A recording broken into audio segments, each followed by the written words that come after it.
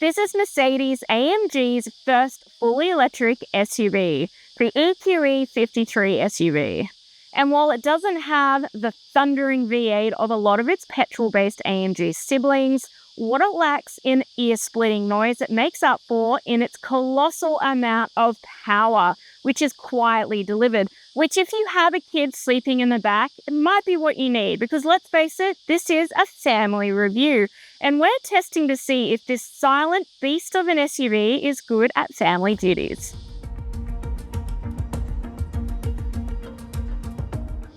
There are three variants for the EQE SUV, and the EQE53 is the model on test here, and it's the creme de la creme of the bunch.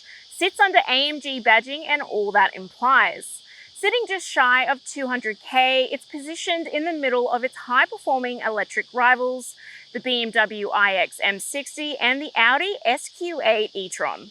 This model has also been fitted with the AMG Dynamic Plus package, which adds $5,700 to the price tag, but adds an AMG sound experience, a track pace function, improved outputs, and a boosted top speed. And for any AMG lovers out here, that's a pretty good option to add. As you'd expect, you get lots of comfort and goodies in this model, but the absolute highlight is the MBUX Hyperscreen that covers the width of the dash. You also get upgraded Napa leather upholstery and a 3D Burmester sound system in this model.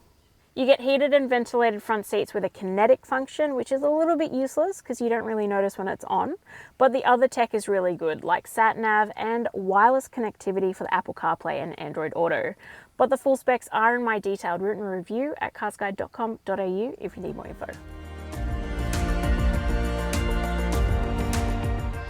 We nicknamed this the Blue Tic Tac this week because of its similarity to, well, the Mint. It has a pillowy design, which is not uncommon for EVs now, and while it does have some pretty cool features like the 22-inch alloys and the red calipers, it does lack a bit of personality for an AMG model, and there's not much that separates this from its non-AMG siblings. Head inside and it features all the plush comforts and styling you'd expect from a Merc, as well as some of the best ambient lighting I've seen, and the panoramic sunroof manages to make the cabin feel airy despite all the black trims. Like I mentioned, you have a ginormous panel in the dashboard that has 3 big tech screens. It looks great, surprisingly doesn't catch the light, but it does show every speck of dust and fingerprint. But other than the upgraded upholstery, there's nothing really that separates this from its siblings. There's a ton of space up front, and the seats offer superb comfort with all of those extra features and extra padding. Access in general to this car is a bit annoying because the side steps are definitely not needed. It's not tall enough to warrant them, and they really hit your legs when you're getting in and out.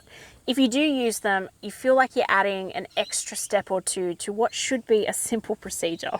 The storage up front is awesome.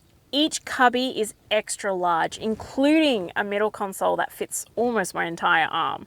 And the center console shelf underneath can easily fit a handbag, or as my mum joked, Saturday night's takeaway and a bottle of wine. Charging options are excellent with 6 USB-C ports in the front alone, plus a wireless charging pad. However, it is a little bit annoying to access that pad when you have drinks because they are right in front of it. When you first look at this multimedia system, you might think it looks a bit overwhelming, but it's actually very simple to use once you spend some time with it. The graphics look great and the touchscreen is responsive. Despite having 4 co-pilots this week, no one really utilized the screen in front of the passenger, and it's mostly been a novelty for everyone but my 8-year-old. Surprisingly, despite there being multiple air vents to choose from, in my driving position, it's been really hard to actually position them to hit me on the face, which I really noticed after a 35-degree day. I do like though that you get a pre-entry climate control in this because it takes the sting out of it, but it was a bit annoying. The rear seat also had a few issues with the AC system, much to my son's annoyance. Mainly because even when the fan speed is on the top speed setting, it just doesn't seem to really pump much out, and it takes ages for this area to cool down. Space is excellent in this back row, and taller occupants are going to be very happy with the head and legroom available. The seat comfort is also really good with thick padding and decent under thigh support. Access to this row is a little bit like the front. My son also commented on the side steps, but mentioned that the door handles are a little bit annoying to open because they take a bit of effort. The amenities and storage are good, but not class leading. You get dual zone climate control, 2 mat pockets, 4 drink holders, as well as 2 USB-C ports. The armrest sits at a decent height to actually be comfortable, which is good, but you lack some of the luxury extras that you would expect for the grade level. The boot has a good capacity at 520 litres, and the wide aperture and level loading space makes it very easy to slide things in and out. Because of the dual motors, you do miss out on any underfloor storage, so cables do have to be stored in here, but you get a 40-20-40 split in the rear row, which helps to open up storage options. And you get a power tailgate in this model, which I always find handy.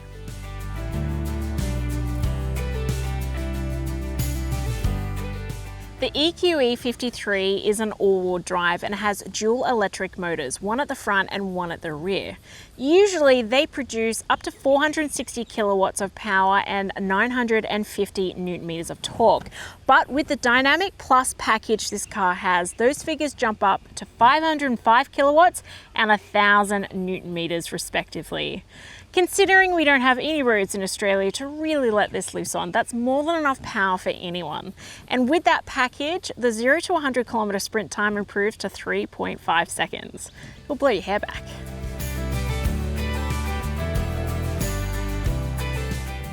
This model has a lithium-ion battery with a large 90.56 kilowatt-hour capacity and a claimed consumption range of 23 to 25.6 kilowatt-hours. After doing a good mix of open road and city driving and basically not being shy with using the power, my average has popped out at 25.5 kilowatt hours, which is really decent considering that this is a performance electric SUV. This has a Type 2 CCS charging port, which means that you can hook it up to a fast DC charger. It accepts up to 170 kilowatts on DC charging, and on this system you can go from 10 to 80% in as little as 32 minutes. If you hop on to an 11 kilowatt AC charger, expect that time to go up to 14.5 hours to get from 0 to 100%. Non-AMG EQE models see a decent driving range hit over the 500k mark, but this only has 485 kilometers available. And that positions it about in the middle of what its rivals can achieve. It would have been great to see a larger range in this because this is an SUV that you definitely want to spend some time in, and a road trip would be fun because it's so comfortable.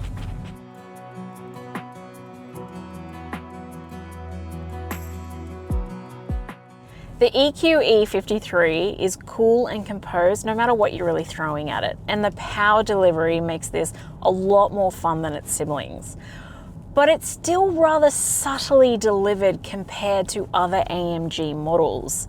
And it's in this respect that it's fun, but it's still something that a grandparent could get into and drive and not feel overwhelmed by. The steering is firm and responsive, but it's the rear axle steering that makes this feel really nimble when you have to make quick turns, lane changes, or in a tight city car park. This is your best friend. The handling is really nice too, with the suspension that feels plushy without feeling like you're floating on top of the road. And you can tackle winding roads with confidence going at speed because there's not a lot of roll in this at all. You get barely any outside noise in this, which really elevates the ride comfort again. Visibility is mostly good. This A-pillar can be annoyingly in the way from my driving position, but I notice this the most on roundabouts. The 360-degree view camera system is top notch, but the camera angle turns when the steering wheel does, and that took a little while to get used to. But other than that, this is a very easy car to park despite it being quite large.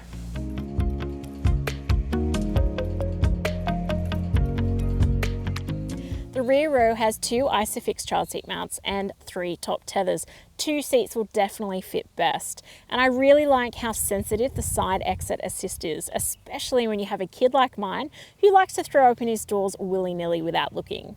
But the full safety specs are in my detailed written review at carsguide.com.au if you need more info.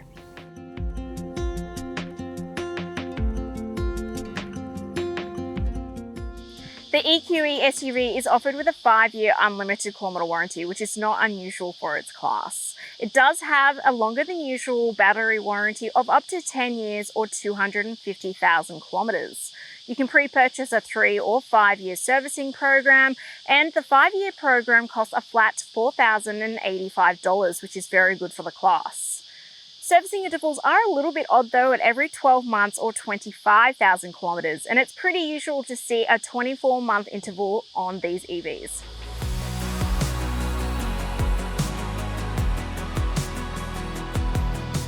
The Mercedes-AMG EQE53 SUV has some serious tech inside and will fit the family in style. It does lean heavily towards plush rather than sports SUV though, and that does beg the question on whether or not the AMG badging is worth the extra cash. If its rivals were ice creams, this would be vanilla. Still a great flavour, but maybe not crazy exciting, and that's why it gets the score that's on your screen now. But if you're after more details, check out the full review at carsguide.com.au. See you next week.